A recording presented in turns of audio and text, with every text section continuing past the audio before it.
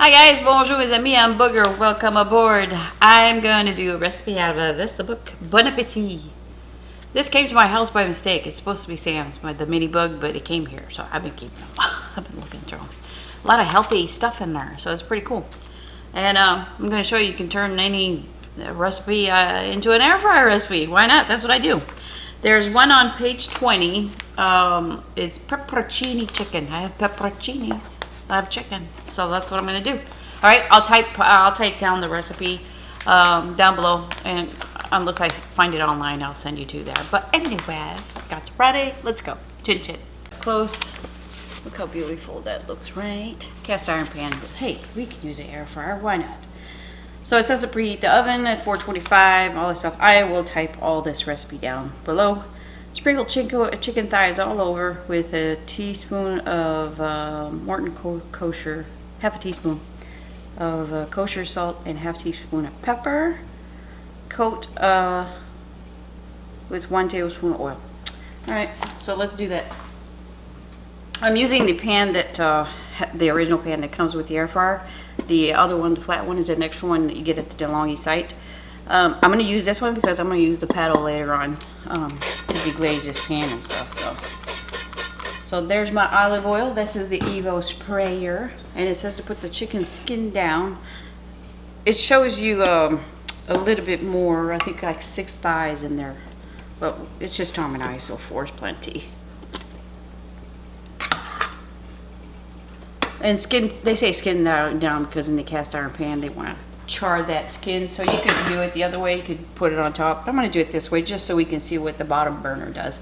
I think the bottom burner is about 275, 225. Don't quote me on that. I remember hearing about this somewhere. So cook undisturbed until skin underneath is brown, about 14-16 minutes. Okay, so bottom on, top on, at number 4. Everything's on full blast on the air fryer. If you're wondering what these temperature number means, it's always down below. It describes you approximately what's the temperature of that. Okay? So, I forgot something. Hang on a second. The salt and pepper. Hello?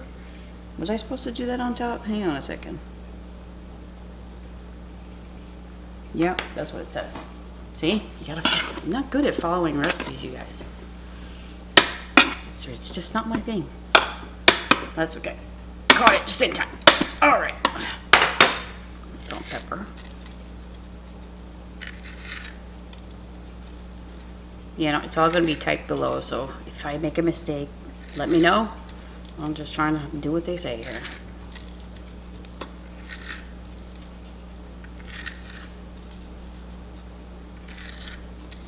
Okay, now we're going to flip it over.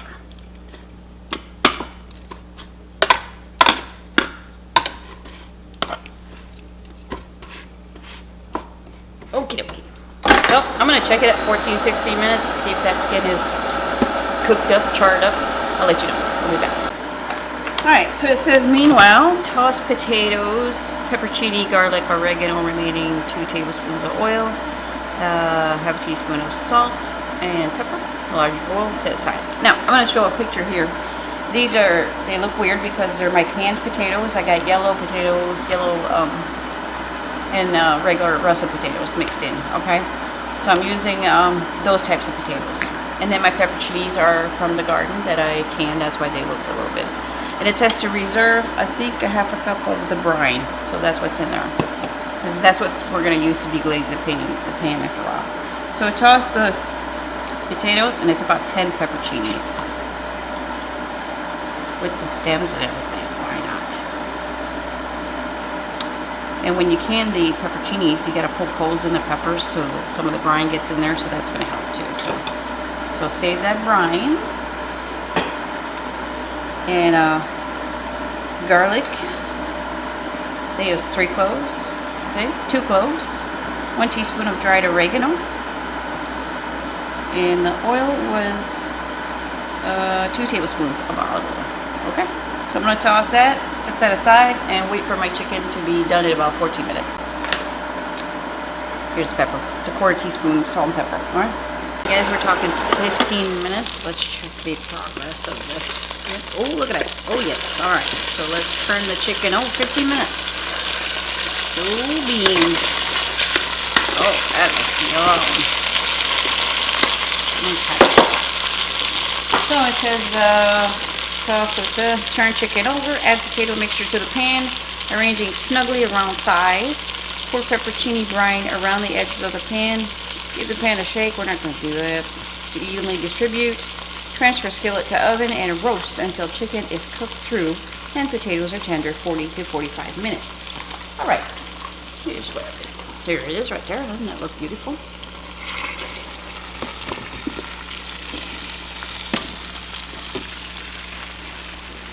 Because we're going to put the paddle in there after a while. Yeah, you could do that. Yes. Okay, get that turning knob up, space to turn. You don't want to block that up, okay? And here is the brine.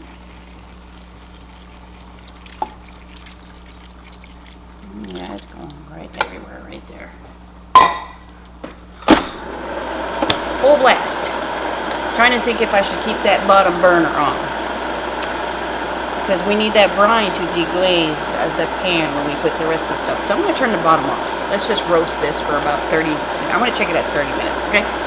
I put a timer on for 30 minutes. I'm just going to check to see. You're probably going to hear the timer go off there. But I'm going to check to see how good we're doing on this chicken here. Try not to hit bone. Listen, we're at 180. So, yeah. I'd say about 20 minutes I'd be done. So, check. You know, you want to reach 165. So it says to turn it off. Take the potatoes and remove skillet from oven and take the chicken and pepperoncini to a plate. And let me do that, and then I'll show you what to do next. Here's the fun part. Watch this. Okay, so we're going this way. See the slot right there? Slot's going that way. You just put your paddle in there. Let's start her up. Bottom's on this time. Let's cook this stuff up. Roast the potatoes a little bit better. Give it a little crunch on the outside. Now see, with the recipe, it says to put thinly sliced red onions and celery after the fact that it's cooked. I don't understand that. So I may put that in there before. There's the red onion that's sliced thin, and there's the celery. I guess it puts a little crunch in your food there, but I don't know. I'm gonna let you know what I do. But it says to do this for 4 minutes. I think that's where I'm gonna go, about 4 or 5 minutes, because potatoes are pretty much cooked. I'll do that. Executive decision. I'm putting all that stuff in there. There's enough juices in there. I want that flavor of that brine and stuff in these little vegetables. You know what I'm saying? So that's my choice. That's up to you. That was about 7 minutes. That's how long it took. I'm gonna call that almost done. The chicken is cooked, right? But we're gonna reheat it because it's been sitting out for about 10 minutes or so. I'm gonna reheat it. Let the paddle do its work right there. Get the indirect juices. Like you. Put a little bit of parsley. I don't have any fresh parsley. I wish I did. Not this time of year, booger. Alright, so I'm going to do that. I'm going to turn it down to a 2. Leave the bottom on because there's still some of that brine. A little bit, not much. It's getting thicker. But just to have everything like coated with that stuff. A couple minutes and then plate it. Taste it. Alright guys. What? Okay. Tom, he's going to taste. You guys like it when he tastes it, so go ahead, Tom. You don't know what it is, so. Cut some chicken up. Try some chicken. I'll do that after I taste the potatoes. Oh, sassy and crassy.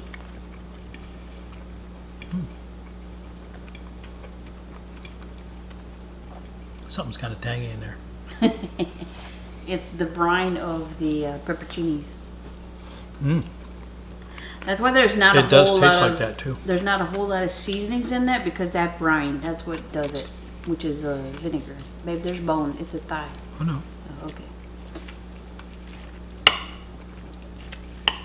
Are you hitting the bone? No. Okay. You sure? Mm-hmm. Oops, sorry. I want a piece of that skin. There we go. There you go. Pretty good. Yeah? Mm-hmm. You just taste tangy? No. Is it like... It's not overpowering? No, you can taste everything. Okay. Is it in the potatoes too? Well, it's on the potatoes, yeah. All right, bon appetit. It's you know, it's doable. Anytime you see a recipe that's whatever, oven, whatever, the air fryer can do it. If you don't have the DeLonghi, that's okay. You can use like a pan that doesn't have, you know, the holes and stuff. Just get something that fits in there. But it's doable. Any kind of meat you cook in the air fryer, I'm telling you guys, it comes out so tender and moist, okay? Mm-hmm. Very good. And it took less time than the oven instructions, so that's pretty see cool. that right there. So, good stuff. Bye, everyone. Thanks for shopping. Bye-bye.